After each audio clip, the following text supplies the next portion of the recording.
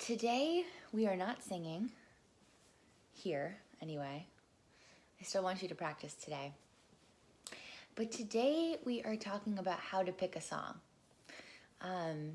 So I teach private lessons 6 days a week. And I have a different method than a lot of other teachers. A lot of teachers just basically hand their students songs. Hi there! Where are you watching from? Marcel, there we go. That's right? And I don't just hand my students the songs they're gonna sing. I actually pick them with my students. And while some people may say that that's a waste of time, I actually think it's a really important use of time because no one's gonna take voice lessons forever, probably, unless, you know, you're a professional musician. Hey, I'm in DC too. I forgot you were in DC. So cool. We should be real life friends. So I wanted to go over the steps that I use when I pick a song with my student.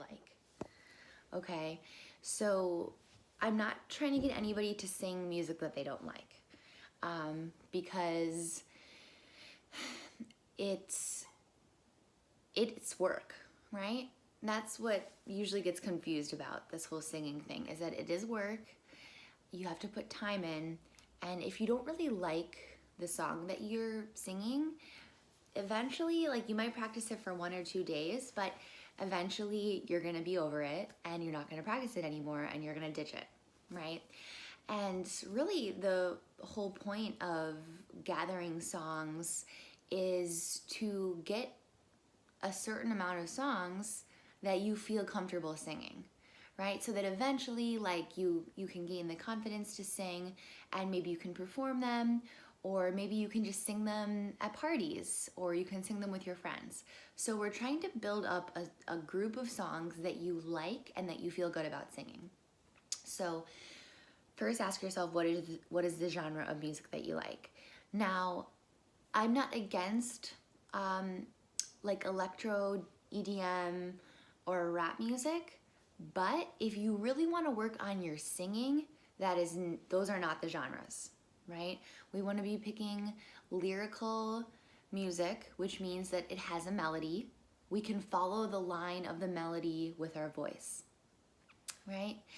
And that we can really work on our technique. And in order to do that, we have to be singing on vowels, right? So a lot of electronic music, it has vocals in it. But don't be fooled, right? Those are not raw vocals. Those are heavily edited vocals. Okay, so that's my first piece of advice.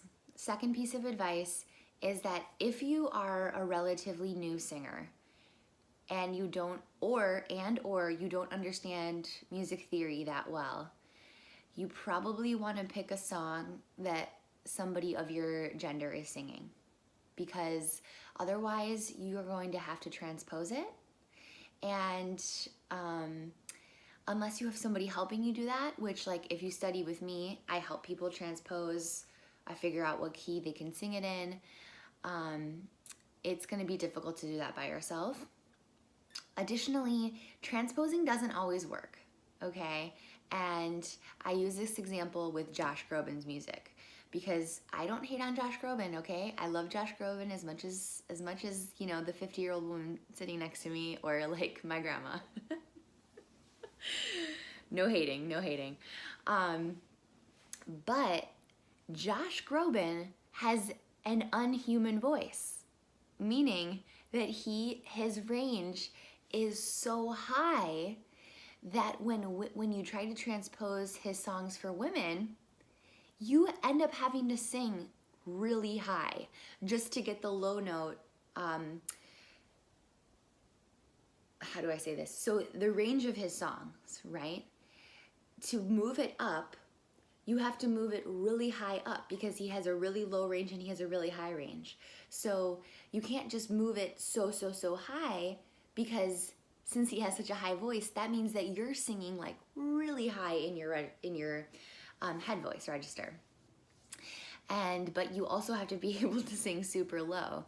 So, and I always laugh because everybody asks me to sing Josh Groban at funerals.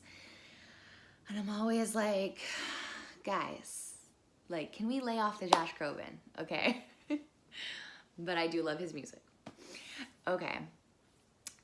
Third, when you pick, no matter who you pick, right? Whether you're a man picking a man song, like a song that a man sings, or you're a woman and you're picking a song that a woman sings, you have to look at the range, right? That's kind of what I was touching on before. You have to look at the range. The range is the lowest note to the highest note. Okay, so that's the range. And you also have to look at the, I'm about to throw an Italian word at you, the tessitura. Okay, the tessitura means where most of the song hangs out, right? So say that there is one high G. Okay, well the G is not the tessitura. The rest of the song is probably hanging out between, maybe let's say on the treble step, on the treble clef, hanging out between E to F, right? And I know I'm making this sound like really mathematical, but honestly guys, what you need to do is you just need to sing it. And if you're thinking, oh, that feels really high the entire song, not a good song for you.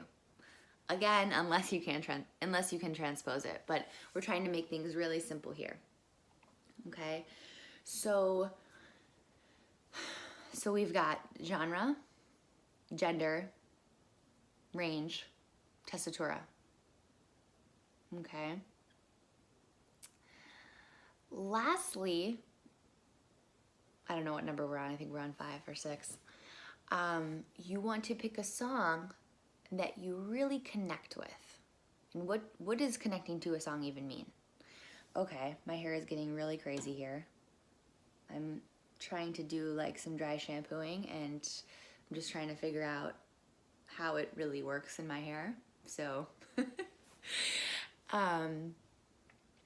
connecting to a song. So a lot of times when I play a song for my students, they'll be like, wow, that's a great melody. That's a great melody. And I'm like, okay, but what do you think about the lyrics?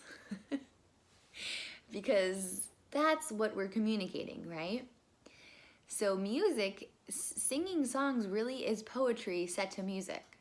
So we are communicating whatever this poetry is. And I know that now in today's day and age of song lyrics, that could be a laughable statement, right? Because a lot of them don't make sense. A lot of them are very explicit, right? But I'm not saying not to pick those. I'm just saying that you do need to be asking yourself, what does this song mean? Can I connect with what I'm going to be portraying? And that doesn't mean that you're going through that thing in that moment, right? It means that maybe you could imagine yourself going through that situation, or that you have in the past gone through that situation, and that's the kind of thing that you're dealing with, right? And asking yourself, is this worth communicating to an audience? And honestly guys, if you write your own music, which I know that there's a couple of you in here that do, if you write your own music, all of this stuff can be applied to the music that you write, because sometimes people write songs that are very difficult for them to sing, and that's exactly the opposite point of writing your own music, right? Writing your own music means that you're giving yourself the freedom to write a song that your voice sounds amazing in.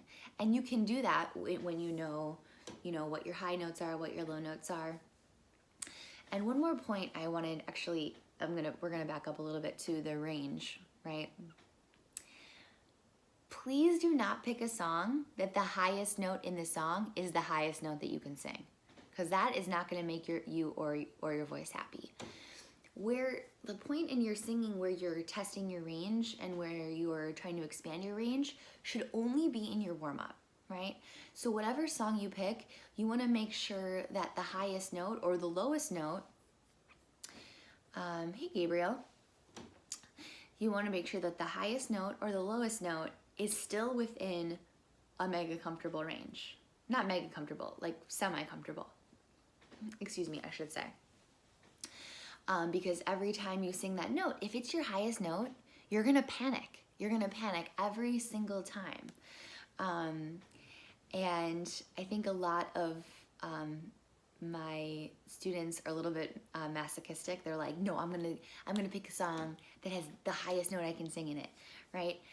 Your highest note is gonna get higher as you continue to get better and as you continue to sing. But we don't want to like kill our voices on our songs, right? Because we're gonna be singing the hard parts over and over and over. Okay. I hope that makes sense.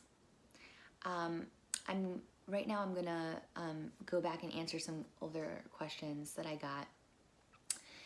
I forgot to post my practice journal yesterday, but I did practice. And if you guys are really tired today, I would recommend some score study. I would recommend some breathing exercises. I'm about to sneeze. Excuse me. And there we go. Don't force your voice today if you're feeling tired. I know a lot of you have been writing me saying you got sick. I'm sorry that you're getting sick during this. It's okay. You can pick this up whenever, okay? But I'm glad that you guys are learning a lot. And please continue to ask me any questions. Talk to you guys later. Bye.